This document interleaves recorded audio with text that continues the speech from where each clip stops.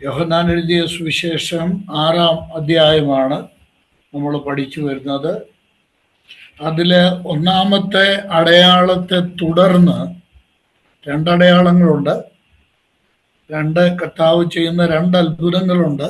എന്നാൽ ഈ ആദ്യത്തെ അടയാളം കർത്താവ് 5 അപ്പം കൊണ്ട് 5000 പേരെ പോഷിപ്പിച്ചു. ആ വിഷയത്തെ ബേസ് ചെയ്താണ് കർത്താവ് ഒരു ദീർഘമായ, വളരെ അല്ലെങ്കിൽ സുദീർഘമായ ഒരു പ്രസംഗം ഈ യഹൂദന്മാരെ മുമ്പിൽ കർത്താവ് ചെയ്യുന്നതാണ് നമ്മൾ കാണുന്നത്. തുടർന്ന് ഈ അധ്യായത്തിൻ്റെ അവസാനം വരെ നമ്മൾ വായിക്കുന്നത് ആ സംഭവമാണ്, ആ പ്രഭാഷണമാണ്. യോഹന്നാൻ്റെ സുവിശേഷത്തിൻ്റെ ഒരു സവിശേഷത നമ്മൾ ചിന്തിച്ചതുപോലെ കർത്താവ് ഒരു സംഭാഷണ രൂപേണയാണ് ഈ യോഹന്നാൻ്റെ സുവിശേഷത്തിൽ കർത്താവും ജനങ്ങളുമായിട്ട് ഏർപ്പെടുന്നതും സംവദിക്കുന്നതും. അത് നമ്മൾക്കും വളരെ പ്രയോജനകരമായ ഒരു അവതരണ രീതിയാണ്, രചനാ രീതിയാണ് യോഹന്നാൻ അവലംബിച്ചിരിക്കുന്നത്. അപ്പോൾ നമുക്ക് ആ വിധത്തിൽ നമ്മൾക്ക് ഈ പഠനം തുടരാൻ സാധിക്കും. ഇപ്പം നമ്മൾ ചിന്തിച്ചു കൊണ്ടിരുന്നത്, ഒടുവിൽ നമ്മൾ കണ്ടത് ഈ അധ്യായത്തിലെ കർത്താവിനോടുള്ള ഇവരുടെ ചോദ്യങ്ങളാണ് നമ്മൾ 1, 2, 3 എന്ന് നമ്പർ ഇട്ട് ചിന്തിച്ച് വന്നത്. കർത്താവിനോട് ചോദിക്കുന്ന ചോദ്യങ്ങളാണ്. അതിൽ 30 മുതൽ 33 വരെയുള്ള വാക്യങ്ങളിൽ നമ്മൾ കണ്ടത്, 30 മുതൽ 33 വരെയുള്ള വാക്യങ്ങളിൽ അവരുടെ ആവശ്യം കർത്താവ് ഒരു അടയാളം ചെയ്യണം എന്നുള്ളതായിരുന്നു. ആ അടയാളത്തെ തുടർന്നുള്ള കർത്താവിൻ്റെ സംഭാഷണമാണ് നമ്മൾ ചിന്തിച്ചത്. അത് നമ്മൾ 33-ാം വാക്യം വരെ നമ്മൾ കാണുകയുണ്ടായി. ഇനി നമ്മൾ ചിന്തിക്കാൻ തുടങ്ങിയ ഭാഗം 34 മുതൽ 40 വരെയുള്ള വാക്യങ്ങളാണ്. കർത്താവിനോട് അവരാവശ്യപ്പെടുന്ന റിക്വസ്റ്റാണ്, ദ 4th റിക്വസ്റ്റ്. 4-ാമത്തെ ചോദ്യമെന്നല്ല, 3 കാര്യങ്ങൾ ചോദ്യങ്ങളായിരുന്നു. എന്നാൽ 4-ാമത്തത് 34 മുതൽ 40 വരെയുള്ള വാക്യങ്ങളിൽ നമ്മൾ കാണുന്നത് അവരുടെ റിക്വസ്റ്റാണ്, ഒരു അപേക്ഷയാണ്, ഒരു അഭ്യർത്ഥനയാണ്. കർത്താവിനോട് അവരുന്നയിക്കുന്ന ഒരു ആവശ്യമാണ്. ആവശ്യം എന്താണ്? കർത്താവേ, ഈ അപ്പം ഞങ്ങൾക്ക് തരണം. കണ്ടോ, 34-ാം വാക്യം. അവർ അവനോട്, കർത്താവേ, ഈ അപ്പം ഞങ്ങൾക്ക് തരണമെന്നല്ല, ഞാൻ ചിലപ്പോൾ അശ്രദ്ധയോടുകൂടെ പറയുന്നെന്ന് തോന്നുന്നില്ലേ. എപ്പോഴും ഒരു വാക്കും തിരുവെഴുത്തിൽ വിടാൻ പാടില്ല. നമ്മൾ പഠിക്കുകയും പഠിപ്പിക്കുകയും ചെയ്യുമ്പോൾ, കർത്താവ് ഈ അപ്പം എപ്പോഴും ഞങ്ങൾക്ക് തരണമേ. കർത്താവ് പഠിപ്പിച്ച പ്രാർത്ഥനയിൽ ഇതേ ഒരാവശ്യമുണ്ട് ഇല്ലേ? കർത്താവ് പഠിപ്പിച്ച പ്രാർത്ഥനയിൽ നമ്മളോട് പറഞ്ഞിട്ടുണ്ട്, നിങ്ങൾ പ്രാർത്ഥിക്കുമ്പോൾ ഇതുപോലെ പ്രാർത്ഥിക്കണം, ഇവണ്ണം പ്രാർത്ഥിക്കണമെന്ന് പറഞ്ഞിട്ട്, ഞങ്ങൾക്ക് ആവശ്യമുള്ള ആഹാരം ഇന്ന് തരണമേ, ഇന്നത്തെ ആഹാരം ഞങ്ങൾക്ക് തരണമേ എന്ന് പ്രാർത്ഥിക്കാൻ കർത്താവ് പഠിപ്പിച്ചിട്ടുണ്ട്. എന്നാൽ ഇവര് കർത്താവിനോട് പറയുന്നത് ഇതൊരു തെറ്റായിട്ടുള്ള കാര്യമൊന്നുമല്ല. അവരാവശ്യപ്പെടുന്നത് ഈ അപ്പം ഞങ്ങൾക്ക് എപ്പോഴും തരണമേ എന്ന് കർത്താവിനോട് ആവശ്യപ്പെടുകയാണ്. ഈ അപ്പം ഞങ്ങൾക്ക് തരണം എന്ന് പറഞ്ഞത് നമ്മൾക്ക് അവിടെ ഒന്ന് നോക്കാം. ആ വചനത്തിൽ ഒന്ന് ശ്രദ്ധിക്കാം. എന്താ അവരാവശ്യപ്പെട്ടത്? അവരുടെ ശാരീരിക കാര്യമാണ്. കർത്താവ് പറയുന്നത് ആത്മീക കാര്യമാണ്. ഇതൊരു പ്രധാനപ്പെട്ട സത്യമാണ് കേട്ടോ. ജനത്തിന് എപ്പോഴും, നമ്മൾ എത്ര വലിയ ആത്മീകം പറഞ്ഞാലും ജനത്തിന് എപ്പോഴും ആവശ്യം അവരുടെ ഭൗതികവും ശാരീരികവുമായിട്ടുള്ള കാര്യമാണ്. ഞാൻ ഇതിന് ഒരു ഉദാഹരണം 3-ാം അധ്യായത്തിൽ നമ്മൾ പഠിച്ചല്ലോ. കർത്താവ് വീണ്ടും ജനനത്തെ കുറിച്ചാണ് പറഞ്ഞത്. എന്നാൽ നീക്കോദെമാസ് തിരിച്ചു ചോദിക്കുന്നത് എന്താ? മനുഷ്യൻ വൃദ്ധനായ ശേഷം അമ്മയുടെ ഉദരത്തിൽ കടന്ന് രണ്ടാമത് ജനിക്കാമെന്നാണ്. നോക്കണം, കർത്താവ് പറയുന്ന ആത്മീക സത്യങ്ങൾ പലതും ജനത്തിന് മനസ്സിലാകുന്നില്ല. അത് തന്നെയാണ് കർത്താവ് ഇവിടെ പറയുന്ന അപ്പവും അവരാവശ്യപ്പെടുന്ന അപ്പവും രണ്ടും രണ്ടാണ്. കർത്താവ് പറഞ്ഞത് അവരുടെ ആത്മീക വിശപ്പിനെ അടക്കുന്ന അപ്പത്തെ കുറിച്ചാണ്. പക്ഷെ അവരാവശ്യപ്പെടുന്നത് അവരുടെ ശരീരത്തിന് ആവശ്യമായിട്ടുള്ള അപ്പം അവർക്ക് വേണം എന്നാണ്. നമുക്ക് അല്പം കൂടെ വേഗത്തിൽ മുന്നോട്ട് പോകാം. 35-ാം വാക്യത്തിൽ കർത്താവ് അവരോട് പറയുകയാണ്, ഈ അപ്പം ഞങ്ങൾക്ക് എപ്പോഴും തരണമേ എന്നാവശ്യപ്പെട്ടവരോട് കർത്താവ് പറയുന്നു. 35-ാം വാക്യം ഈ അധ്യായത്തിൽ ആവർത്തിച്ച് കർത്താവ് പറഞ്ഞിട്ടുള്ളതായി യോഹന്നാൻ രേഖപ്പെടുത്തുന്ന കാര്യമാണ്. അത് കർത്താവ് അവരോട് പറയുകയാണ്, ഞാൻ ജീവന്റെ അപ്പമാകുന്നു, എൻ്റെ അടുക്കൽ വരുന്നവന് വിശക്കുകയില്ല, എന്നിൽ വിശ്വസിക്കുന്നവന് ഒരു നാളും ദാഹിക്കുകയും ഇല്ല. അപ്പോൾ കർത്താവ് അവർക്ക് വ്യക്തമാക്കി കൊടുക്കുകയാണ്, നിങ്ങൾ ആവശ്യപ്പെടുന്ന അപ്പമല്ല, ഞാൻ നിങ്ങൾക്ക് അങ്ങനെ ഒരു അപ്പം തന്നു എന്നുള്ളത് ശരിയാണ്. എൻ്റെ പിതാവ് അല്ലെങ്കിൽ ഞാൻ മരുഭൂമിയിൽ നിങ്ങളുടെ പിതാക്കന്മാർക്ക് അവരുടെ വിശപ്പടക്കാൻ വേണ്ടി അപ്പം കൊടുത്തു എന്നുള്ളത് ശരിയാണ്. എന്നാൽ ഞാൻ ഇവിടെ പറയുന്ന, ഇപ്പോൾ ഞാൻ നിങ്ങളോട് പറയുന്ന അപ്പം നിങ്ങളുടെ ശാരീരിക വിശപ്പ് അടക്കാൻ ഉള്ളതല്ല. ഇവിടെ കർത്താവ് പറയുന്ന ഈ വചനം നോക്കണം, ഞാൻ ജീവന്റെ അപ്പമാകുന്നു.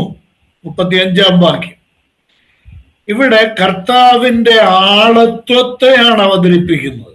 ദ പേഴ്സൺ ഓഫ് ക്രൈസ്റ്റ്, യേശു ക്രിസ്തുവിന്റെ ആളത്വമാണ് കർത്താവ് ഇവിടെ വ്യക്തമാക്കുന്നത്. എന്താ? ഞാൻ ആകുന്നു.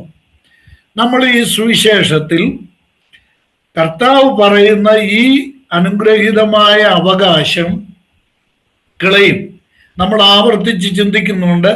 നേരത്തെ നമ്മൾ ചിന്തിച്ചത് കൊണ്ട് ഞാനത് അതിലേക്ക് പോകുന്നില്ല. ഇപ്പം നമ്മൾ വായിച്ച ഈ ഭാഗത്തേക്ക് മാത്രം നോക്കാം. ഞാൻ ആകുന്നു. ഞാൻ എന്താകുന്നു? ഞാൻ ജീവന്റെ അപ്പമാകുന്നു. ഇത് കർത്താവിന്റെ ആളത്വത്തെ വ്യക്തമാക്കുന്നതാണ്. എന്നിട്ട് കർത്താവ് പറയുന്ന വാചകം നോക്കുക, ഞാൻ ജീവന്റെ അപ്പമാണെന്ന് പറഞ്ഞിട്ട് തൊട്ടടുത്ത് പറയുന്നത് എന്നിൽ വിശ്വസിക്കുന്നവൻ എന്നാണ്. അപ്പോൾ ഈ അപ്പം മനുഷ്യന് ലഭ്യമാകണമെങ്കിൽ അതിനുള്ള വ്യവസ്ഥ, ശ്രദ്ധിക്കുന്നുണ്ടല്ലോ അല്ലേ? അതിനുള്ള വ്യവസ്ഥ എന്താ? ഈ അപ്പം ലഭിക്കണമെങ്കിൽ അതിനുള്ള വ്യവസ്ഥ, ഒരേ ഒരു വ്യവസ്ഥ എന്താ? വിശ്വസിക്കുക എന്നുള്ളതാണ്. വിശ്വസിച്ചാൽ നിങ്ങൾക്ക് ഒരു നാളും വിശക്കുകയില്ല എന്ന് പറഞ്ഞാൽ ആത്മീയ വിശപ്പും ദാഹവും. ഞാനത് വേഗത്തിൽ പറഞ്ഞ് അടുത്ത വാക്യവചനങ്ങളിലേക്ക് പോകാൻ ആഗ്രഹിക്കുകയാണ്. ഞാനാകുന്നു എന്ന് കർത്താവ് അവകാശപ്പെടുക. നമ്മൾ ചിന്തിച്ചു, ഇതൊന്നും മറന്നു പോകരുത്, നമ്മൾ ആവർത്തിച്ച് ചിന്തിച്ചു. ഞാനാകുന്നു എന്നുള്ളത് വലിയവനായ പിതാവായ ദൈവത്തോട് തന്നെ തുല്യനാക്കുന്ന, സമത്വത്തെ വ്യക്തമാക്കുന്ന കർത്താവിന്റെ അവകാശ പ്രഖ്യാപനമാണ്. അവകാശവാദമല്ല, അവകാശ പ്രഖ്യാപനമാണ്. അവകാശവാദവും അവകാശ പ്രഖ്യാപനവും രണ്ടും രണ്ടാണ്.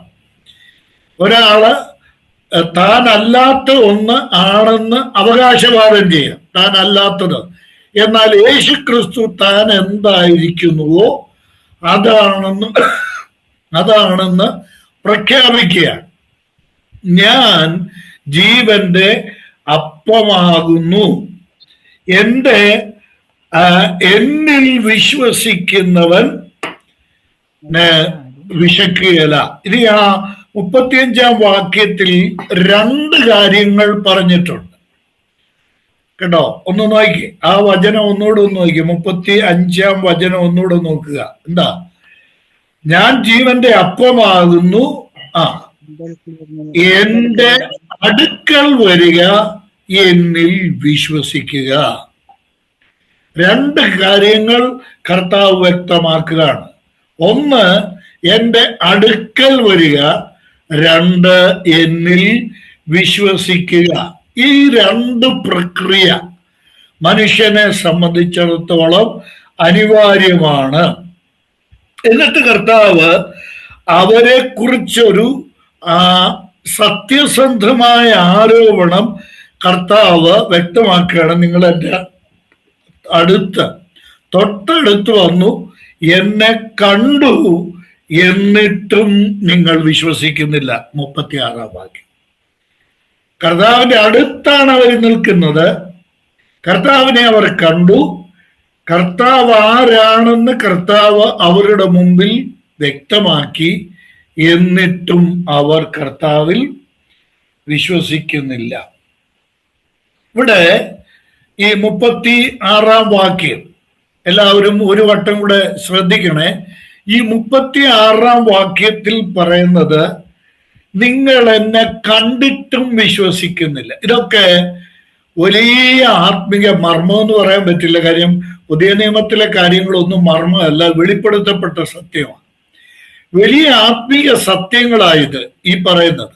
നിങ്ങൾ എന്നെ കണ്ടിട്ടും വിശ്വസിക്കുന്നില്ല എന്ന് കർത്താവ് പറയുന്നതിൻ്റെ അർത്ഥം 36-ാം വചനമാണ് ഇപ്പൊ നമ്മൾ ചിന്തിക്കുന്നത്. ഈ ജനം കർത്താവിനെ കണ്ടിട്ടും എന്ത് ചെയ്യുന്നില്ല? വിശ്വസിക്കുന്നില്ല. ഞാൻ സംസാരിക്കുന്നത് ക്ലിയർ ആവുന്നുണ്ടോ? ക്ലിയർ ആണ് സാറേ. കുഴപ്പമില്ലല്ലേ? അതായത് ഇതുപോലെ ഒരു വെട്ടൽ പോലെ ഇതിനകത്ത് കാണുന്നുണ്ട്. ഞാൻ കർത്താവ് പറഞ്ഞതിന്റെ അർത്ഥം ഒന്ന് വ്യക്തമാക്കുക. മത്തായി എഴുതിയ സുവിശേഷം 11-ാം അധ്യായം, മത്തായി സുവിശേഷം 11-ാം അധ്യായത്തിന്റെ 20 മുതൽ 24 വരെയുള്ള വചനങ്ങളാണ്. ഞാനത് വായിക്കുന്നതിന് മുമ്പ് ഒന്ന് പറഞ്ഞോട്ടെ. ഈ ഭാഗം വളരെ പ്രധാനപ്പെട്ടതാണ്. ഇവര് കർത്താവിനോട് ഞങ്ങൾ വിശ്വസിക്കേണ്ടതിന് ഒരടയാളം ചെയ്യണമെന്ന് ആവശ്യപ്പെട്ടു തൊട്ട് മുമ്പല്ലേ. അത് കഴിഞ്ഞിട്ടാണ് കർത്താവ് പറയുന്നത്, നിങ്ങൾ കണ്ടിട്ടും 36-ാം വാക്യം, നിങ്ങൾ കണ്ടിട്ടും വിശ്വസിക്കുന്നില്ല. നിങ്ങൾ എന്നെ കണ്ടിട്ടും വിശ്വസിക്കുന്നില്ല.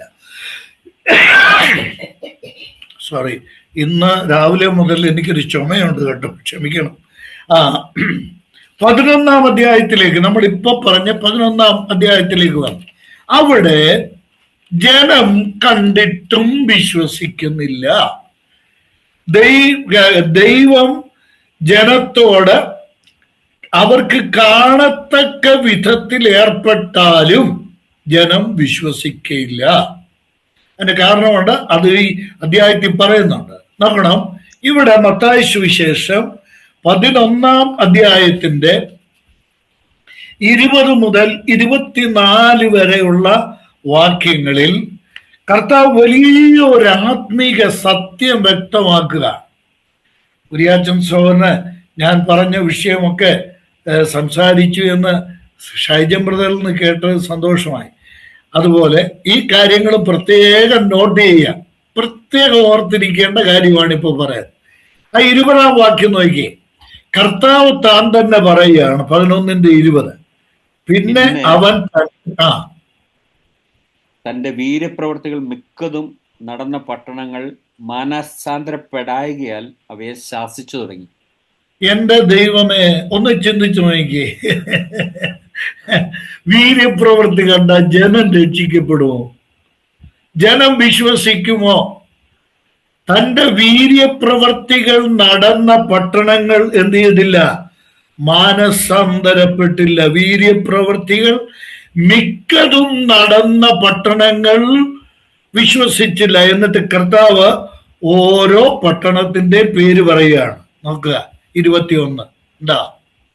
കോരസീനെ നിനക്ക് ഹാ കഷ്ടം, എന്റെ ദൈവം. ബേത്സയിദേ നിനക്ക് ഹാ കഷ്ടം. നിങ്ങളിൽ നടന്ന വീരപ്രവർത്തികൾ സോരിലും സീദോനിലും നടന്നിരുന്നുവെങ്കിൽ അവർ പണ്ട് തന്നെ രട്ടിലും വെണ്ണീറിലും മാനസാന്തരപ്പെടുമായിരുന്നു. കണ്ടോ? ജനം കണ്ടാൽ വിശ്വസിക്കുമോ?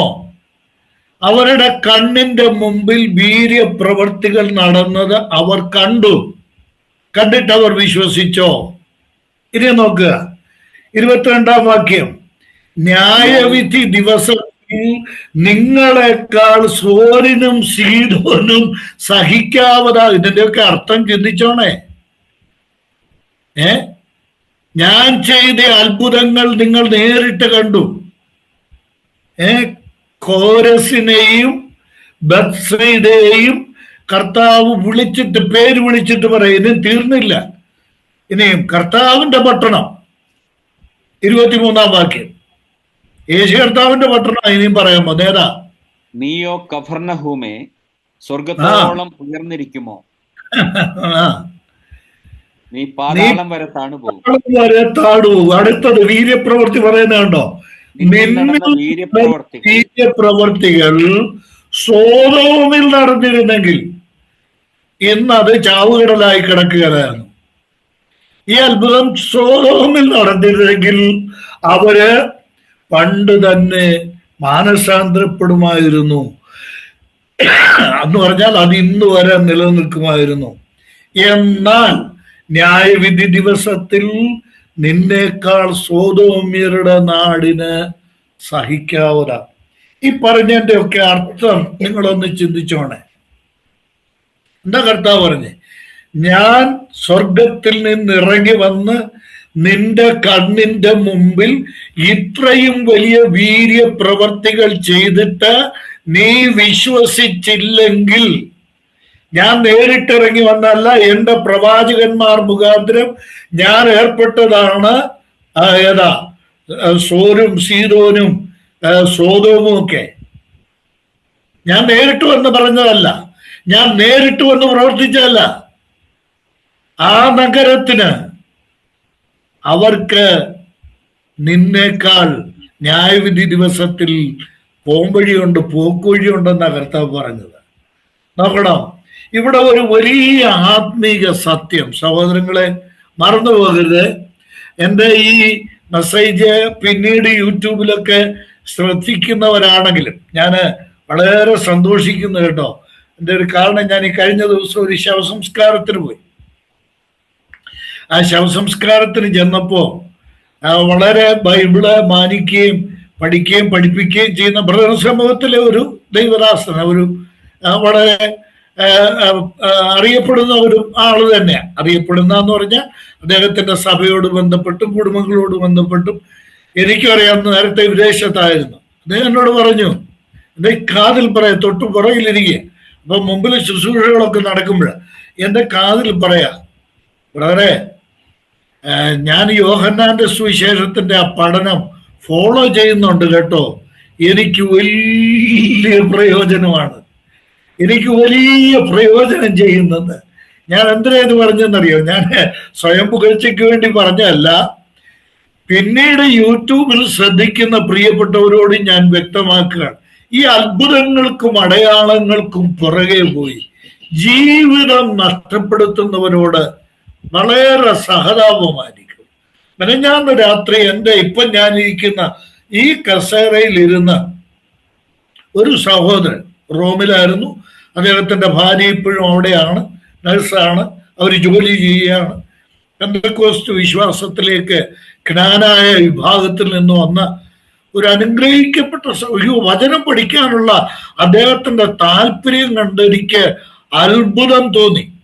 ഞാൻ പറയാൻ തന്നത്, അദ്ദേഹം എന്നോട് പറയുന്നു, സാറേ ഞാൻ ഒത്തിരി കാലം ഇതിൻ്റെയൊക്കെ പുറകെ പോയി.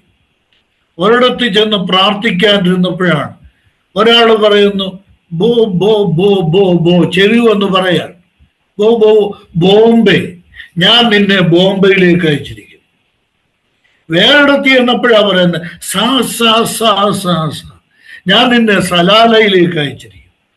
ഈ സഹോദരൻ ഇതിന്റെ പുറകെ എല്ലാം നടന്നേച്ച് അദ്ദേഹം പറഞ്ഞു, എന്നെപ്പോലെ വേറൊരു സത്യസന്ധനായ സത്യാന്വേഷിയായിരുന്നെങ്കിൽ പിന്മാറ്റത്തിലേക്ക് പോയനെ സാറേ എന്ന് പറഞ്ഞു. പിന്മാറിപ്പോയനെ. എൻ്റെ ഉള്ളിൽ ദൈവവചനം ഉള്ളത് കൊണ്ടാണ് ഞാൻ ഇന്നും നിലനിൽക്കുന്നത്.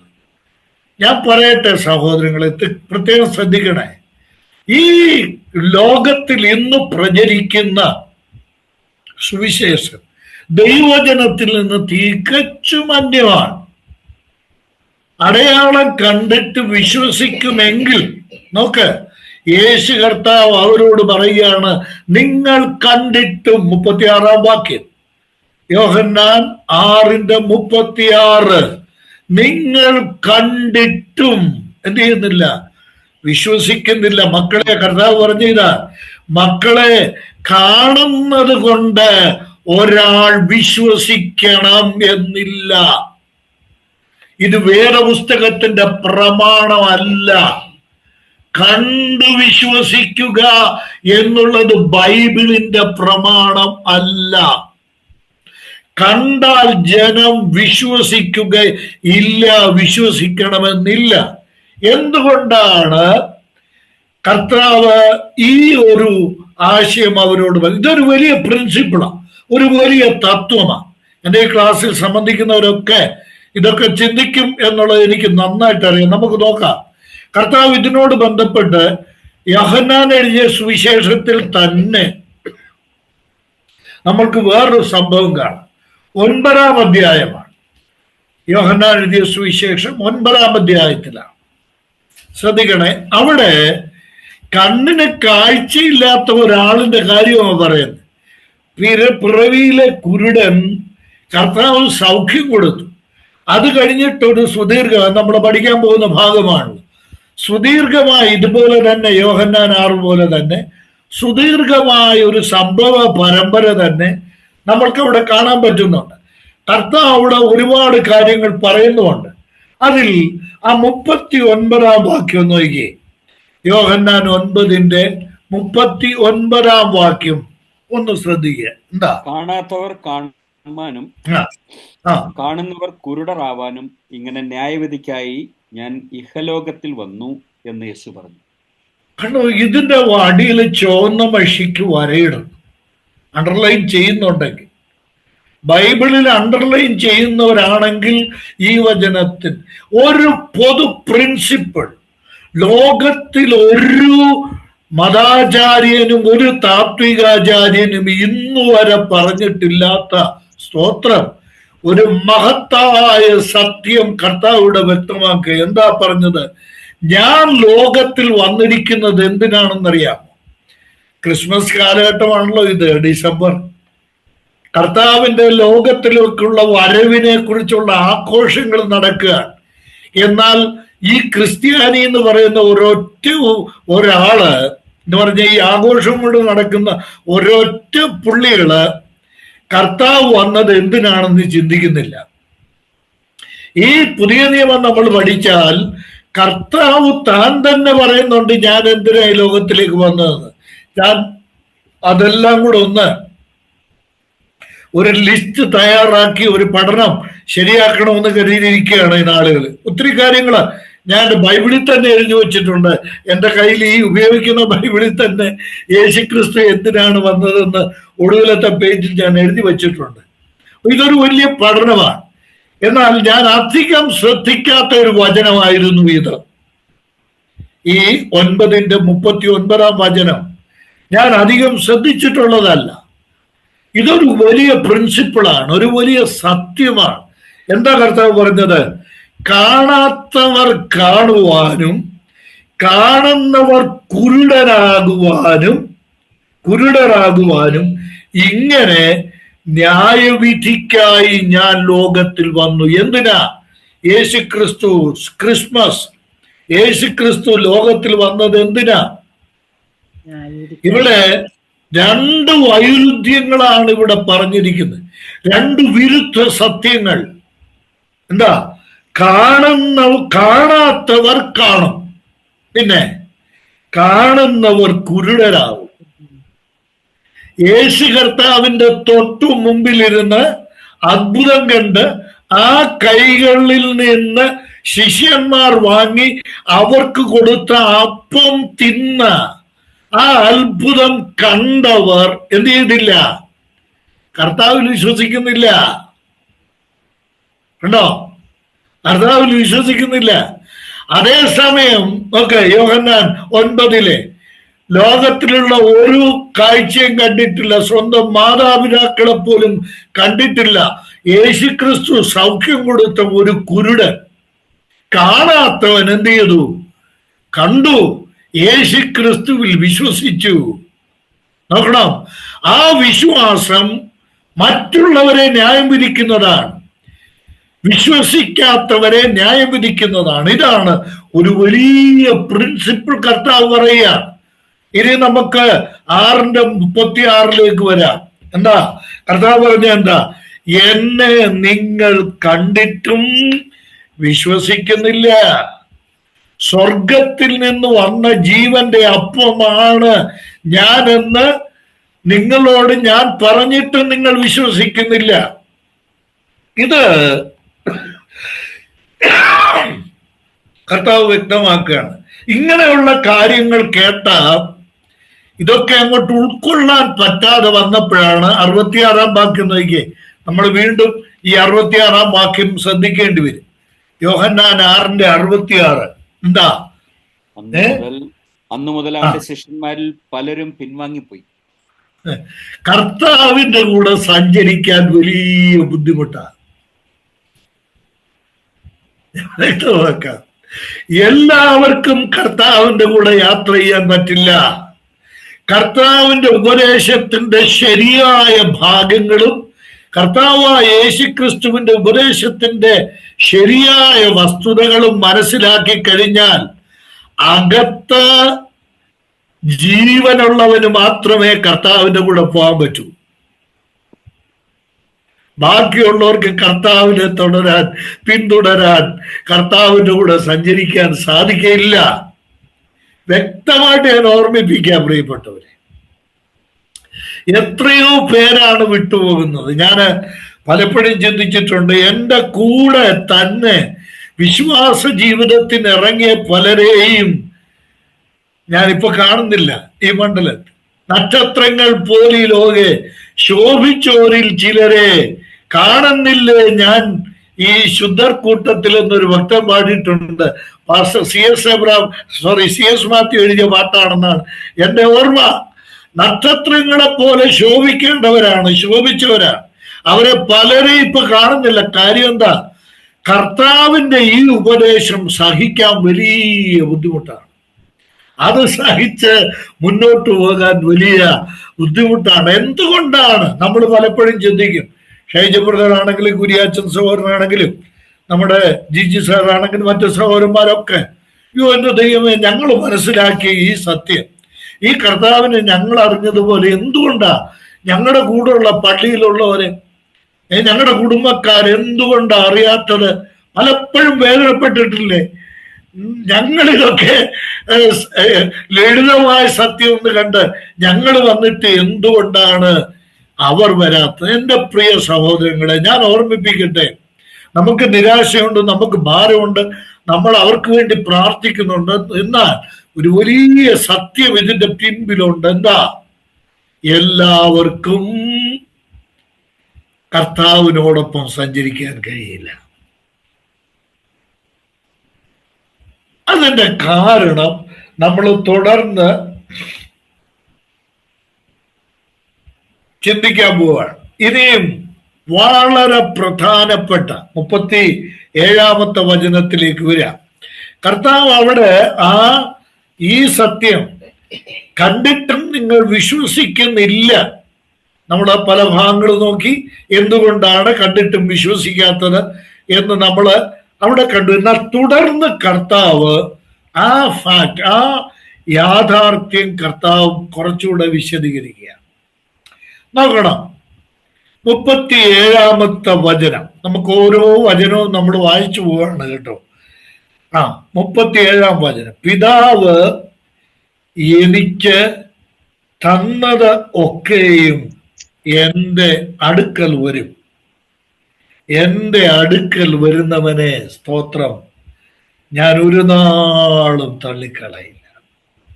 കേട്ടോ, ഈ വചനമൊക്കെ നമ്മുടെ ഹൃദയത്തിലും കുറിച്ചിടേണ്ട വചനമാണ്. മുമ്പ് ഞാൻ പറഞ്ഞതുപോലെ ഇവിടെയും രണ്ട് സത്യങ്ങൾ ഈ വചനത്തിലുണ്ട്. 35-ാമത്തെ വാക്യത്തിൽ നമ്മൾ കണ്ടു അവിടുത്തെ രണ്ട് സത്യങ്ങൾ. എന്താ? ഒന്ന്, എൻ്റെ അടുക്കൽ വരണം. രണ്ട്, എന്നിൽ വിശ്വസിക്കണം. അതാണ് 35-ാമത്. 37-ാം വചനത്തിൽ കർത്താവ് രണ്ട് വ്യവസ്ഥകൾ പറയുകയാണ്, രണ്ട് കണ്ടീഷൻസ് കർത്താവ് പറയുകയാണ്. എന്താണ്? 37-ാം വചനം, എൻ്റെ പിതാവ് തരണം. കണ്ടോ? എൻ്റെ പിതാവ് എനിക്ക് തന്നത്. കണ്ടോ? രണ്ട്, ആ തന്നവരെ എന്താ? എൻ്റെ പിതാവ് എനിക്ക് തന്നത് ഒക്കെയും എൻ്റെ അടുക്കൽ വരും. സ്തോത്രം. എൻ്റെ അടുക്കൽ വരുന്നവനെ ഞാൻ ഒരു നാളും തള്ളിക്കളയും. ഒന്ന്, പിതാവ് കൊടുക്കണം. രണ്ട്, പുത്രൻ അവരെ സൂക്ഷിക്കണം. പുത്രൻ അവരെ തള്ളിക്കളയില്ല. രക്ഷയ്ക്ക് രണ്ട് പ്രധാനപ്പെട്ട കാര്യങ്ങളുണ്ട്. സ്തോത്രം. ഇതിനകത്ത് നമ്മുടെ ജോലി എന്താണെന്നറിയാം. നമ്മുടെ ഡ്യൂട്ടി വളരെ ലളിതമാണ്, എന്നാൽ അതൊരു വലിയ കാര്യം തന്നെയാണ്. ഇവിടെ നമുക്കിത് ഈ വചനം നമ്മളിതൊക്കെ വായിച്ചിട്ടുള്ളതാണ്. എത്രയോ വട്ടല്ലേ, 100 പ്രാവശ്യമെങ്കിലും വായിച്ചിട്ടുള്ളതാണ്. പക്ഷെ ആ വചനം ഒന്ന് ചിന്തിച്ചു നോക്കി. കർത്താവ് പറയുകയാണ്, എൻ്റെ പിതാവ് തരണം.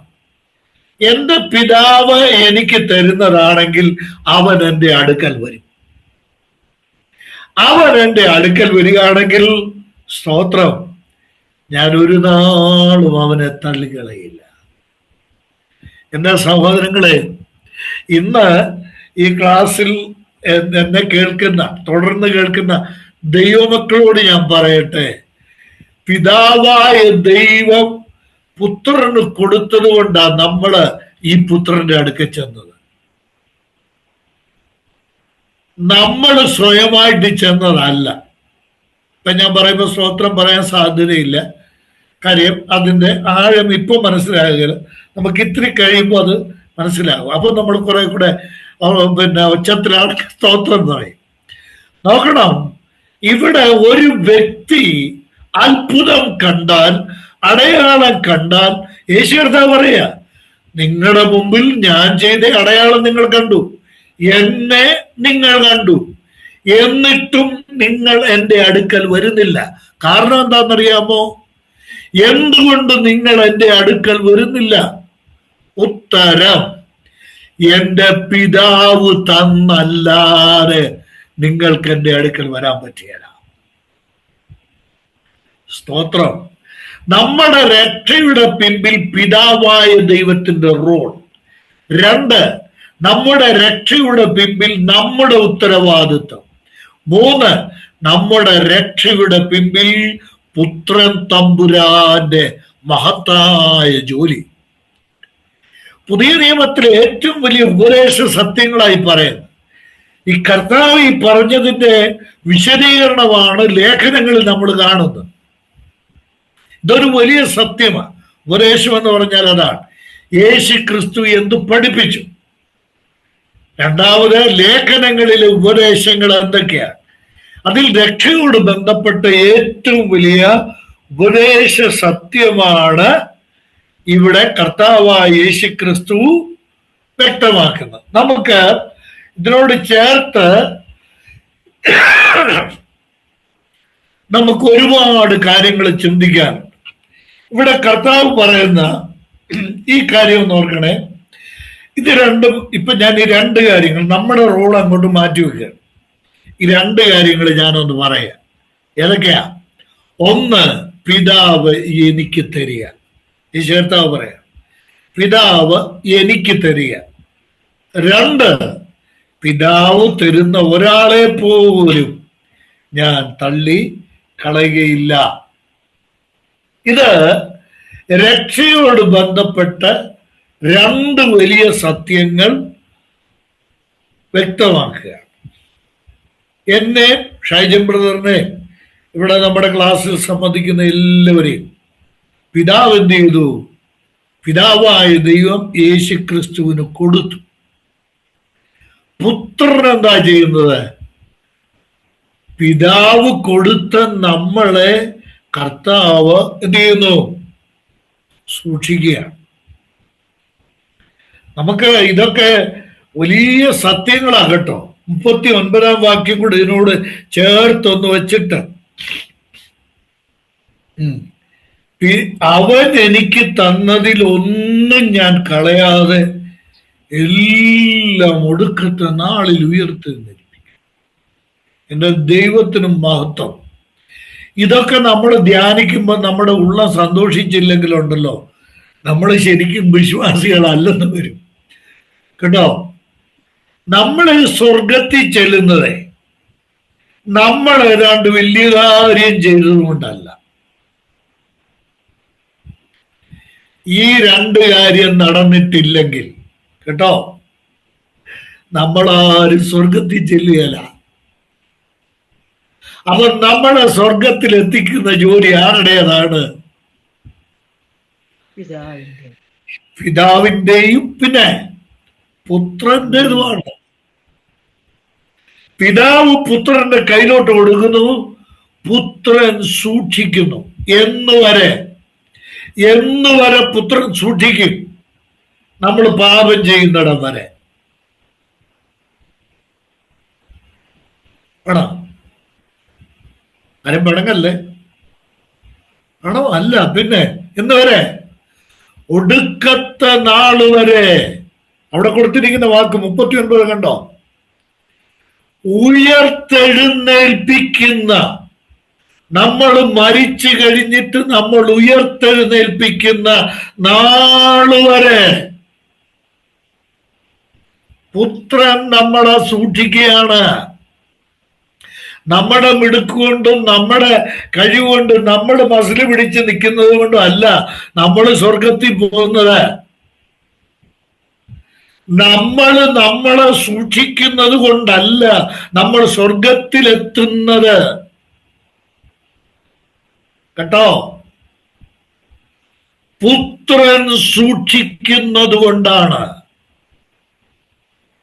ഞാൻ 2 വചനങ്ങൾ പറയാം. ഇതിനോട് ചേർത്ത് അധികം വിശദീകരിക്കാൻ നിവൃത്തിയില്ല. വചനങ്ങള് പറഞ്ഞു പോകുകയേ ഉള്ളൂ, പിന്നെ വ്യാഖ്യാനിക്കാൻ പറ്റുകയല്ലോ, പറ്റാറിയല്ല, സമയമില്ലാത്തതുകൊണ്ട്. യൂദായുടെ ലേഖനം 24 വാക്യം നോക്കിയേ. യൂദായുടെ ലേഖനം 24 വാക്യം. വീഴാതെ വണ്ണം നിങ്ങളെ സൂക്ഷിച്ച് തന്റെ മഹിമാസന്നിധിയിൽ കളങ്കമില്ലാത്തവരായി ആനന്ദത്തോടെ നിർത്തുവാൻ ശക്തിയുള്ളവന്. മതി ബ്രദറെ, നമുക്ക് ആവശ്യമുള്ളതെന്ന് പറഞ്ഞാൽ ഇപ്പൊ നമ്മൾ ചിന്തിക്കുന്നതിനോട് ബാക്കി ആവശ്യമുള്ളതാ. ഇപ്പൊ നമ്മൾ ചിന്തിക്കുന്നതിനോട് ചേർത്ത് ഇത്രയും മതി. വീഴാതെ വണ്ണം നമ്മളെ സൂക്ഷിക്കുന്നത് നമ്മളാണോ കർത്താവാണോ? കർത്താവാണ്. സ്തോത്രം. കർത്താവിന്റെ ശക്തിയിൽ വീഴാതെ വണ്ണം നമ്മളെ സൂക്ഷിക്കുന്നു. എവിടം വരെ? വീഴാതെ നമ്മളെ സൂക്ഷിക്കുന്നത് എവിടം വരെയാണ്? നോക്കിയേ, ആ വാക്യം വായിച്ചിട്ട് പറഞ്ഞേ. കളങ്കമില്ലാത്തവരായി, നമ്മളെ കളങ്കമില്ലാത്തവരായി ആനന്ദത്തോടെ സന്നിധിയിൽ നിർത്തുന്നിടം വരെ പുത്രൻ സൂക്ഷിച്ചുകൊണ്ടേയിരിക്കും. എന്റെ പിതാവ് എന്റെ കൈ തരികയാണ്. ആ തരുന്നതിനെ കളങ്കമില്ലാതെ മഹിമാസന്നിധിയിൽ നിർത്തുന്നിടം വരെ. വഴുതിടാതവൻ എന്നെ കരങ്ങളിൽ കാത്തു നിർത്തും തൻ മഹിമയും സവിധത്തിൻ നാഥൻ. എന്തൊരു പാട്ടാണ്! ഞാൻ വഴുതിപ്പോയത് കാണുന്നു ഞാൻ യാഹയിൽ, എനിക്ക് ആശ്രയമായൊരു ശാശ്വത പാറ. വീഴാതെ വണ്ണം എന്നെ സൂക്ഷിച്ച് കളങ്കമില്ലാത്തവനായി എന്നെ മഹിമയുടെ സന്നിധിയിൽ നിർത്തുന്നിടം വരെ സൂക്ഷിക്കുന്ന സർവശക്തനായ എന്റെ കർത്താവായ യേശുവിനായി സ്തോത്രം. കേട്ടോ, അവിടെ 25-ാം വാക്യത്തിൽ, യൂദ 25-ാം വാക്യത്തിൽ അവിടെ ഒരു പ്രയോഗമുണ്ട്. ആനന്ദത്തോടെ നിർത്തുവാൻ ശക്തിയുള്ളവന്. നമ്മുടെ ശക്തി കൊണ്ടല്ല നമ്മൾ സ്വർഗത്തിലെത്തുന്നത്.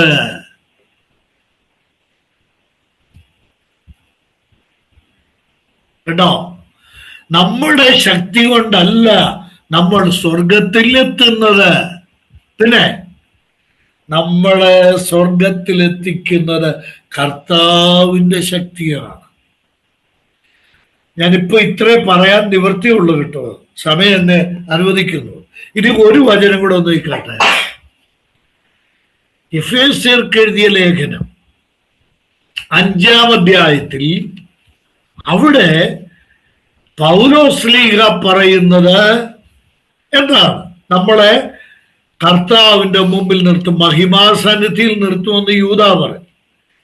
എന്നാൽ എഫേസ്യ ലേഖനം 5-ാം അധ്യായത്തിൽ പൗലോസ്ലീഹ പറയുന്നത് എന്താണെന്ന് നോക്കിയേ.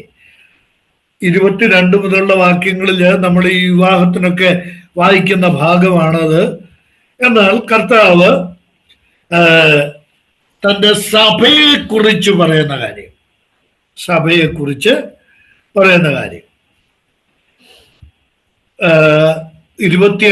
മുതലുള്ള വാക്യങ്ങളാണ്.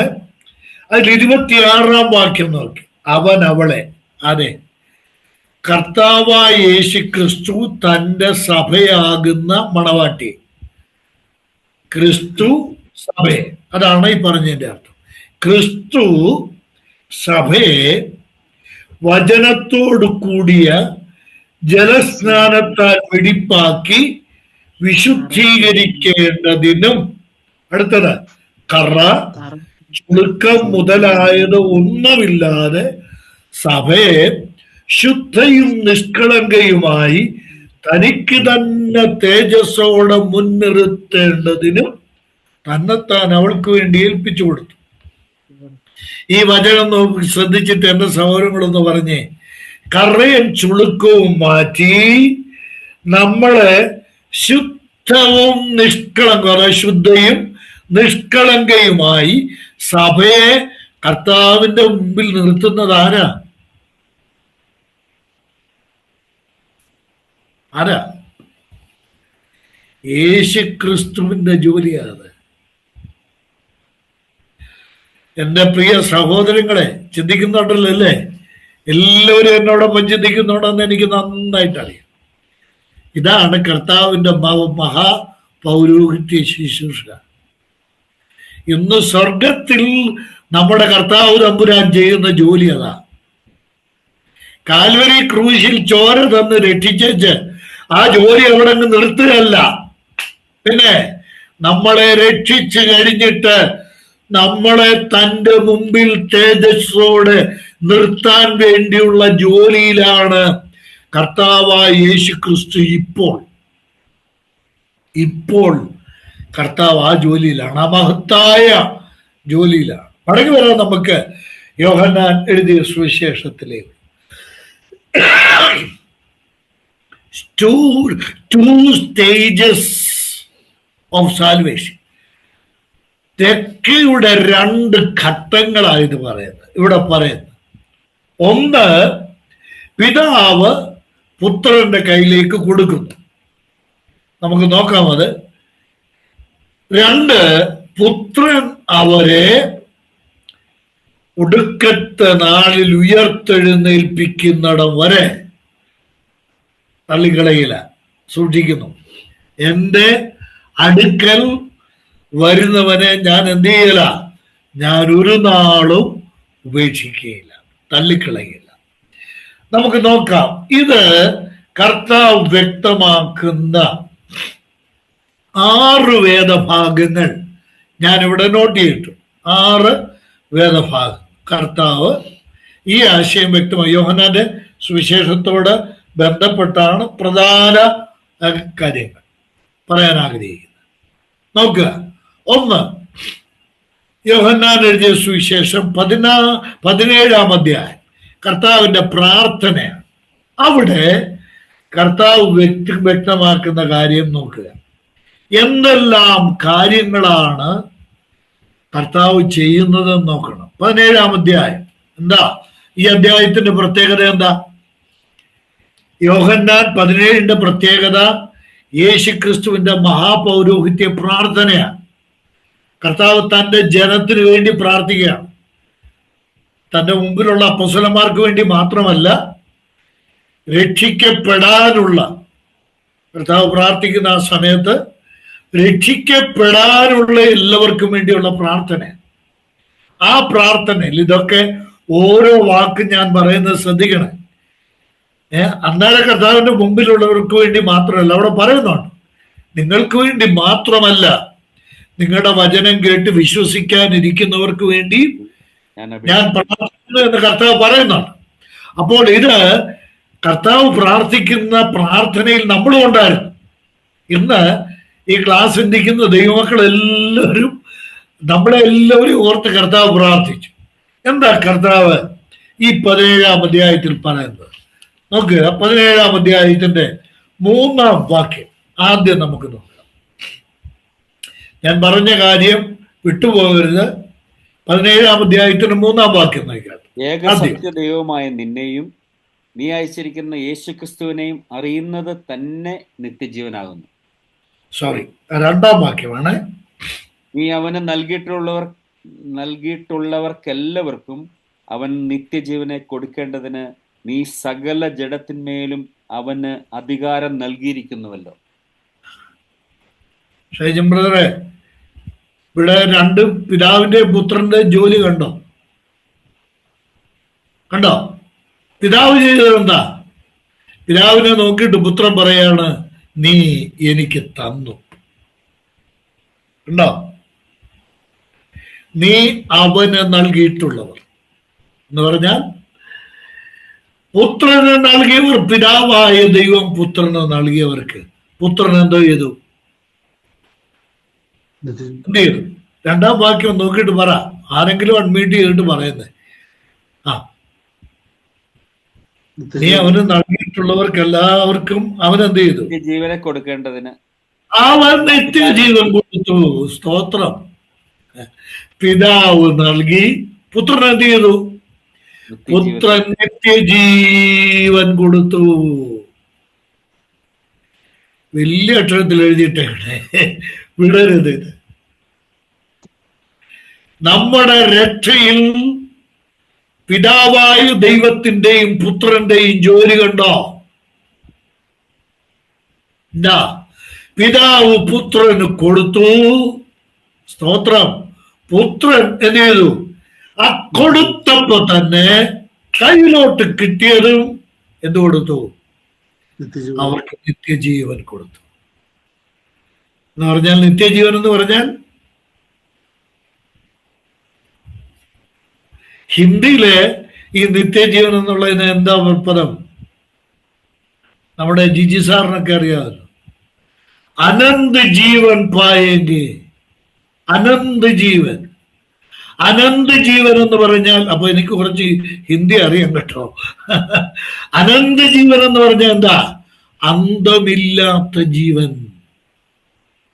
അവസാനിക്കാത്ത ജീവൻ. ഇത് നോക്കുക. 2 6-ാം വാക്യം നോക്കിയാൽ, നീ ലോകത്തിൽ നിന്ന് എനിക്ക് തന്നിട്ടുള്ള മനുഷ്യർക്ക് ഞാൻ നിന്റെ നാമം വെളിപ്പെടുത്തിയിരിക്കുന്നു. എന്റെ ദൈവത്തിന് സ്തോത്രം.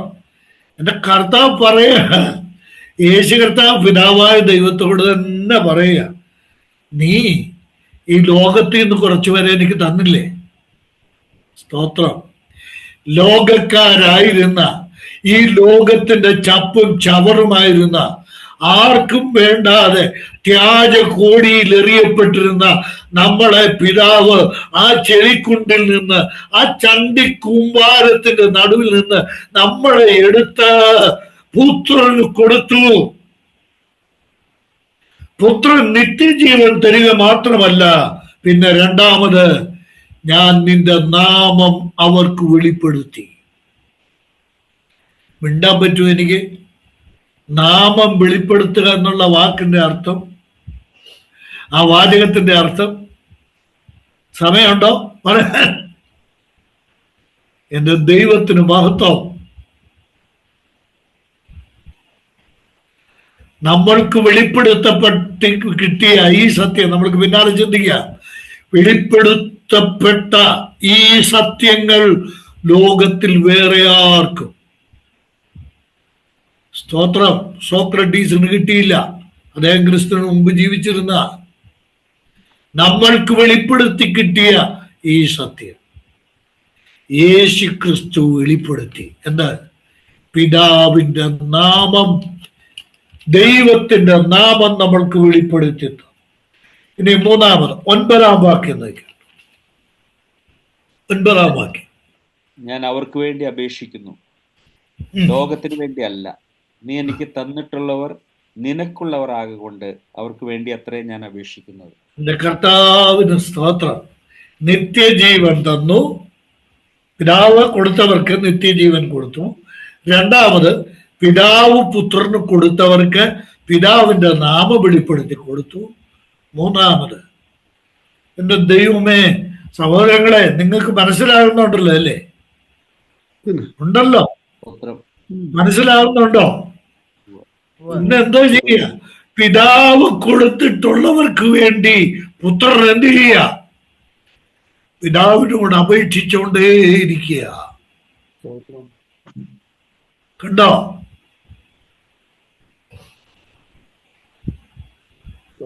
താതൻ സന്നിധിയിലും പേർക്കു സദാ പക്ഷവാദം ചെയ്യും ജീവനാഥ. എന്റെ തൊണ്ടൊക്കെ പോയി, എങ്കിലും ഞാൻ അങ്ങ് പാടിയതാ. പിതാവിന്റെ സന്നിധിയിൽ നമുക്ക് വേണ്ടി പക്ഷവാദം ചെയ്യുന്ന PV തൊമ്മി എന്ന് പറഞ്ഞ ദൈവദാസൻ എഴുതിയ പാട്ടാണ്. പിതാവ് പുത്രന്റെ കയ്യിലോട്ട് കൊടുത്തു. പുത്രൻ എന്ത് ചെയ്യാണ്? എന്നും പിതാവിന്റെ സന്നിധിയിൽ നിന്ന് നമുക്ക് വേണ്ടി പക്ഷവാദം ചെയ്യുകയാണ്, നമ്മൾക്ക് വേണ്ടി അപേക്ഷിക്കുകയാണ്, നമ്മൾക്ക് വേണ്ടി പ്രാർത്ഥിക്കുകയാണ്. നമ്മൾ സ്വർഗത്തിൽ ചെല്ലുന്നത് നമ്മുടെ കഴിവുകൊണ്ടല്ല. പിതാവ് കൊടുത്തു, പുത്രൻ നിത്യജീവൻ തന്നു. പിതാവ് കൊടുത്തു, നമ്മൾക്ക് പിതാവിനെ വെളിപ്പെടുത്തി തന്നു. പിതാവ് പുത്രന്റെ കയ്യിലോട്ട് കൊടുത്തു, നമ്മൾക്ക് വേണ്ടി പുത്രൻ അപേക്ഷിക്കുന്നു. നാലാമത് 11-ാം വാക്യം നയിക്കാം. 11-ാം വാക്യം, ഇനി ഞാൻ ലോകത്തിൽ ഇരിക്കുന്നില്ല, ഇവരോ ലോകത്തിൽ ഇരിക്കുന്നു. ഞാൻ നിന്റെ അടുക്കൽ വരുന്നു. പരിശുദ്ധ പിതാവേ, അവർ നമ്മെ പോലെ ഒന്നാകേണ്ടതിന് നീ എനിക്ക് തന്നിരിക്കുന്ന നിന്റെ നാമത്തിൽ അവരെ കാത്തുകൊള്ളണമേ. കണ്ടോ? അവർ നമ്മെ പോലെ, നീ എനിക്ക് തന്നിരിക്കുന്ന നിന്റെ നാമത്തിൽ അവരെ കാത്തുകൊള്ളണമേ. പിതാവ് പുത്രന് കൊടുത്തു. രണ്ട്, പുത്രന്റെ നാമത്തിൽ, പിതാവിന്റെയും പുത്രന്റെയും നാമത്തിൽ അവരെ കാക്കുന്നു. അവിടെ അപ്രധാനമായിട്ട് എടുക്കേണ്ട വാക്കതാണ് കാക്കുന്നു, കാക്കണമേ എന്നുള്ള വാക്കാണ് പ്രധാനമായിട്ട്. കാത്തുകൊള്ളണമേ. ഞാൻ ഈ ലോകത്തിൽ ഇനി ഇരിക്കുന്നില്ല, ഞാൻ നിന്റെ അടുക്കലേക്ക് വരികയാണ്. കീപ് ത്രൂ ദൈ on name those whom thou hast given me. കണ്ടോ? മലയാളത്തിൽ ആ പ്രയോഗമില്ല. those who are given me. പിതാവേ, നീ എനിക്ക് തന്നിട്ടുള്ളവരെ അവിടുന്ന് അങ്ങയുടെ നാമത്തിൽ കാത്തുകൊള്ളണം. സൂക്ഷിച്ചോണം. ഞാൻ ചോദിക്കട്ടെ, എല്ലാവരും ഉത്തരം മനസ്സിൽ പറഞ്ഞാൽ മതി. ദൈവം കാക്കുന്നവരിടയ്ക്ക് വെച്ച് അങ്ങ് പോമോ? ഇല്ല. ഇനി നോക്കുക, 24 വാക്യം, 17 അധ്യായത്തിന്റെ 24 പിതാവേ, നീ ലോകസ്ഥാപനത്തിന് മുൻപേ എന്നെ സ്നേഹിച്ചിരിക്കൊണ്ട് എനിക്ക് നൽകിയ മഹത്വം നീ എനിക്ക് തന്നിട്ടുള്ളവർ കാണേണ്ടതിന് ഞാൻ ഇരിക്കുന്ന ഇടത്തും അവരും എന്നോടുകൂടെ ഇരിക്കണം എന്ന് ഞാൻ ഇച്ഛിക്കുന്നു. നീ എനിക്ക് തന്നിട്ടുള്ളവരെ എന്ത് ചെയ്യണമെന്നാ? തന്നിട്ടുള്ളവർ കാണേണ്ടതിന് ഞാൻ ഇരിക്കുന്ന ഇടത്ത് അവരും. എന്റെ ദൈവമേ, കാര്യം മനസ്സിലായോ? പെന്തക്കോസ്തിലെ പാസ്റ്റർമാർ പറയുന്ന വാചകം ഞാൻ ഒന്ന് പറഞ്ഞോട്ടെ, മനസ്സിലായവർക്കായി സ്തോത്രം. എന്താ? ഞാൻ ഇരിക്കുന്നിടത്ത് അവരെ ഇരുത്തണം. എന്റെ ദൈവത്തിന് സ്തോത്രം. പിതാവായ ദൈവം പുത്രന് കൊടുത്തവരെ എല്ലാരെയും പുത്രൻ എന്തോ ചെയ്യും? താനിരിക്കുന്നിടത്ത് തന്റെ കൂടെ ഇരുത്തുമെന്ന്. എന്നിട്ടും സ്തോത്രം പറയുന്നില്ലല്ലയോ? ഇതാ നമ്മുടെ കഴിവ് അപാരമാണ്. കണ്ടോ? രക്ഷയിൽ പിതാവിന്റെയും പുത്രന്റെയും റോള് കണ്ടോ? പിതാവ് കൊടുക്കുന്നു, പുത്രൻ തൻ്റെ കൂടെ, പിതാവ് കൊടുത്തവരെല്ലാവരെയും തൻ്റെ കൂടെ ഇരുത്തുകയാണ്. ഞാനൊരു കാര്യം ഒന്ന് ഓർമ്മിപ്പിച്ചോട്ടെ. ഞാൻ ഇരിക്കുന്നിടത്ത് അവരും എന്നോടുകൂടെ ഇരിക്കും, ഞാൻ അവരെ ഇരുത്തും. 14 അധ്യായത്തിന്റെ 1 വാക്യം. ഞാൻ വന്ന് നിങ്ങളെ എൻ്റെ അടുക്കൽ ചേർക്കും. എന്തിനാ? ഞാൻ ഇരിക്കുന്ന ഇടത്ത് നിങ്ങളും ഇരിക്കേണ്ടത്. എൻ്റെ ദൈവത്തിന് സ്തോത്രം. എൻ്റെ കർത്താവ് ഇരിക്കുന്നിടത്ത് എന്നെ ഇരുത്തും എന്നുള്ളതാണ് എൻ്റെ ജീവിതത്തിലെ ഏറ്റവും വലിയ മഹത്വകരമായ കാര്യം. ഇനി നോക്കുക, ഞാൻ പറയാൻ വന്ന കാര്യം കൂടെ പറഞ്ഞിട്ട് അടുത്ത വചനം കൂടെ വായിച്ചങ്ങ് നിർത്താൻ സമയമായില്ലേ? കണ്ടോ, സമയമായി. ഇപ്പോഴാണ് ക്ലോക്കിൽ നമ്മൾ നോക്കുന്നല്ലേ. നമ്മളിതൊക്കെ ധ്യാനിച്ചാൽ പ്രിയപ്പെട്ടവരെ, സമയം പോകുന്നൊന്നും നമ്മൾ അറിയത്തില്ല. ഞാനങ്ങ് നിർത്തുക. നമ്മുടെ ബലഹീനതകളും തോൽവികളും നമ്മുടെ പരാജയങ്ങളും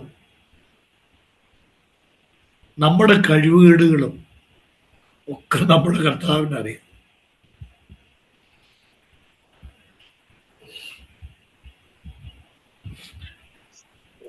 ദൈവത്തിന് സ്തോത്രം. ഇതെല്ലാം അറിഞ്ഞുകൊണ്ടാണ് പിതാവ് നമ്മളെ പുത്രന്റെ കയ്യിലോട്ട് കൊടുത്തത്. ആ കഴിവുകേടുകളിൽ നമ്മളെ സഹായിക്കാൻ പുത്രന് കഴിയും എന്നുള്ളത്. കാരണം സർവശക്തനായ ദൈവമാണ്. കഴിയും എന്നുള്ളത് കൊണ്ട് ആ ബലമുള്ള കൈകളിൽ പിതാവ് ഏൽപ്പിച്ചു കൊടുത്തിരിക്കുകയാണ്. നമ്മളെ സ്വർഗത്തിൽ കൊണ്ടുചെന്ന് പിതാവിന്റെ മുമ്പിൽ കാണിച്ചിട്ട് നമ്മെ തൻ്റെ കൂടെ ഇരുത്തുന്നിടം വരെ നമ്മളെ കർത്താവ് നമ്മളെ തള്ളിക്കളയില്ല, നമ്മളെ സൂക്ഷിച്ചോളും.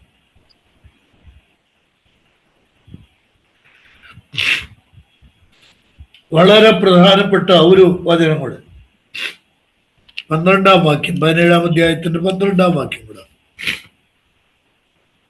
അവരോട് കൂടെ ഇരുന്നപ്പോൾ ഞാൻ അവരെ നീ എനിക്ക് തന്നിരിക്കുന്ന നിന്റെ നാമത്തിൽ കാത്തുകൊണ്ടിരുന്നു. ഞാൻ അവരെ സൂക്ഷിച്ചു. തിരുവെഴുത്തിന് നിവർത്തി വരേണ്ടതിന് ആ നാശയോഗ്യനല്ലാതെ അവരിൽ ആരും നശിച്ചു പോയിട്ടില്ല. കർത്താവ് പറയാണ്, ഒരുത്തൻ നശിച്ചുപോയി. കാരണം എന്താണെന്നറിയാമോ? പിതാവ് അവനെ പുത്രന്റെ കൈ കൊടുത്തിട്ടുമില്ല, പുത്രൻ അവനെ സൂക്ഷിക്കാമെന്ന് ഏറ്റിട്ടുമില്ല. അതാരാ? പേര് കണ്ട നാശയോഗ്യൻ. നാശയോഗ്യൻ യൂദ. കർത്താവ് വ്യക്തമാക്കുകയാണ്, ഈ യൂദ മാത്രം എന്ത് ചെയ്തു? നമ്മൾ ഒരിക്കലും ചിന്തിക്കരുത് കർത്താവിന്റെ കയ്യിൽ ഏൽപ്പിക്കപ്പെട്ടിട്ട് അവൻ നഷ്ടപ്പെട്ടു പോയതാണെന്ന്. ഒരിക്കലും തിരുവെഴുത്ത് അങ്ങനെ പറയുന്നില്ല. തിരുവെഴുത്ത് വ്യക്തമാക്കുന്ന കാര്യം, അവരോടുകൂടെ ഇരുന്നപ്പോൾ ഞാൻ അവരെ നീ എനിക്ക് തന്നിരിക്കുന്ന നിന്റെ നാമത്തിൽ കാത്തുകൊണ്ടിരുന്നു, ഞാൻ അവരെ സൂക്ഷിച്ചു. എന്നാൽ തിരുവെഴുത്തിന് നിവർത്തി വരേണ്ടതിന് ആ നാശയോഗ്യൻ മാത്രമാണ് നശിച്ചു പോയത്. കാര്യം അവൻ നാശയോഗ്യനായതുകൊണ്ട് പിതാവായ ദൈവം അവനെ യേശു കർത്താവിന്റെ കയ്യിൽ ഏൽപ്പിച്ചു കൊടുത്തിട്ടില്ല. പിതാവ് ഏൽപ്പിച്ചു കൊടുത്തവരെ കർത്താവ് സൂക്ഷിക്കുകയാണ്. 18-ാം അധ്യായത്തിന്റെ 9-ാം വാക്യത്തിൽ, യോഹന്നാൻ 18:9 കർത്താവ് പറയുന്നുണ്ട്, നീ എനിക്ക് തന്നവരിൽ ആരും നഷ്ടമായി പോയിട്ടില്ല എന്ന് അവൻ പറഞ്ഞ വാക്കിന് ഇതിനാൽ നിവൃത്തി വന്നു. കണ്ടോ, യൂദായുടെ കാര്യം അവിടെ പറയുന്നത്, നീ എനിക്ക് തന്നവരെല്ലാവരും എൻ്റെ കൂടെ ഉണ്ട്, അവരാരും നഷ്ടപ്പെടുക, എന്നാൽ ഒരുത്തൻ മാത്രം നഷ്ടപ്പെടും, അത് യൂദയാണ്. കാരണം പിതാവ് അവനെ യേശു ക്രിസ്തുവിന്റെ പക്കൽ ഏൽപ്പിച്ചിട്ടില്ല. 10-ാം അധ്യായത്തിന്റെ 28-ാം വാക്യം കൂടെ വായിച്ച് അവസാനിപ്പിക്കാം. 10:28, യോഹന്നാൻ 10:28 നമ്മൾ പഠിക്കാൻ പോകുന്നു. ഞാൻ അവയ്ക്ക് നിത്യജീവൻ കൊടുക്കുന്നു, അവ ഒരു നാളും നശിച്ചു പോവുകയില്ല, ആരും അവയെ എന്റെ കയ്യിൽ നിന്ന് പിടിച്ചു പറിക്കുകയുമില്ല. ഉണ്ടോ? ഞാൻ അവയ്ക്ക് നിത്യജീവൻ കൊടുക്കുകയാണ്. സ്തോത്രം. അടുത്ത വാചകം ഞാൻ ഉദ്ധരിക്കുന്നതിന് മുമ്പ് സ്തോത്രം പറയുക. സ്തോത്രം. അവ ഒരു നാളും നശിച്ചു പോകുകയില്ല, ഒരു നാളും ഒരു കാരണവശാലും അവ നശിച്ചു പോവുകയില്ല. അടുത്തത്, എന്റെ കയ്യിൽ നിന്ന് അവയെന്ന് പറഞ്ഞാൽ എന്റെ ആടുകളെ, എന്റെ കയ്യിൽ നിന്ന് എന്റെ ആടുകളെ പിടിച്ചു പറിക്കുവാൻ ഒരുത്തർക്കും സാധിക്കുകയില്ല. സഹോദരങ്ങളെ, രക്ഷിക്കപ്പെട്ട ദൈവമക്കളെ, ഇന്ന് ഈ ക്ലാസ്സിൽ ഇരുന്ന രക്ഷിക്കപ്പെട്ട ദൈവമക്കൾ ഈ വചനം കേട്ട് ആനന്ദിക്കുമ്പോൾ ഞാൻ ദൈവജനത്തോട് പറയുകയാണ്, നമ്മളെ കർത്താവായ യേശു ക്രിസ്തുവിന്റെ കയ്യിലാണ് സൂക്ഷിക്കുന്നത്. അവിടുത്തെ ഉള്ളം കൈയിലെ വരയാണ് നമ്മൾ. ഉള്ളം കൈയിലെ വര കേട്ടോ, രേഖയാണ് നമ്മൾ ഒരിക്കലും ഇല്ലാതെ പോവുകയില്ല. നമുക്ക് മടങ്ങി വരാം. അവയെ ഞാൻ ഒരു നാളും തള്ളിക്കളയുകയില്ല.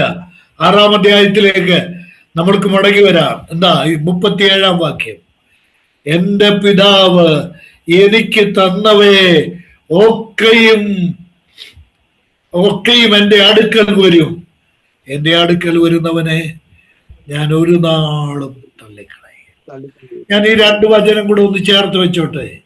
ഒരു നാളും തള്ളിക്കളയുകയില്ല. ഇവിടെ പറയാം 10:28 പറഞ്ഞ എന്താ? ഒരു നാളും അവിടെയും ഉണ്ട്. ഇവിടെ പറയുന്നു ഒരു നാളും തള്ളിക്കളയുകയില്ല. പിന്നെ 10:28 പറഞ്ഞത് ഒരു നാളും നശിച്ചു പോവുകയില്ല.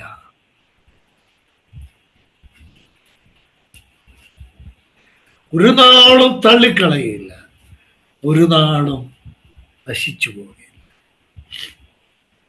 സ്തോത്രം.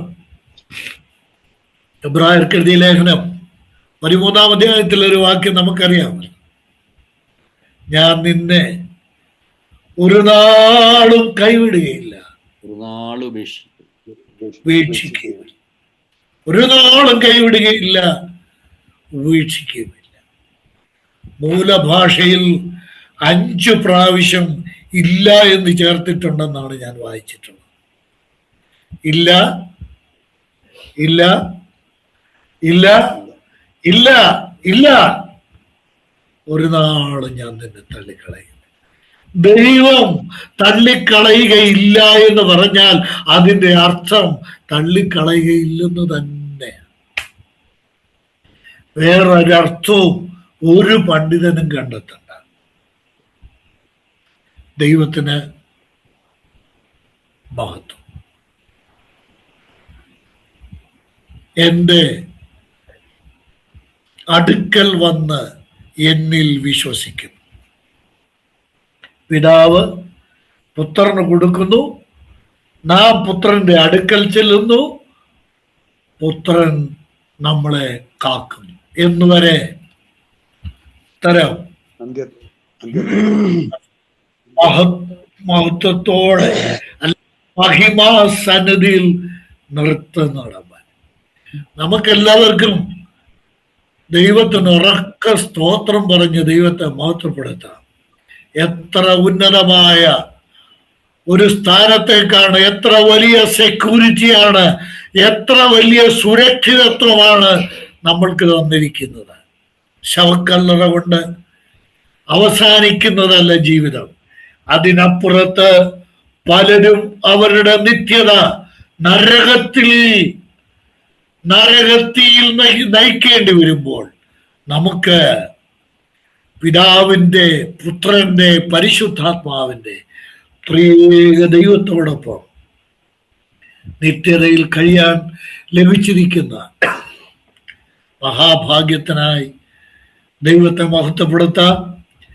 ഇത് നമ്മൾക്ക് ചിന്തിച്ചും ധ്യാനിച്ചും നമ്മുടെ കർത്താവിനെ ആരാധിച്ച് നമ്മുടെ ക്രിസ്തീയ ജീവിതം, ആത്മീക യാത്ര തുടരാൻ കർത്താവ് സഹായിക്കട്ടെ.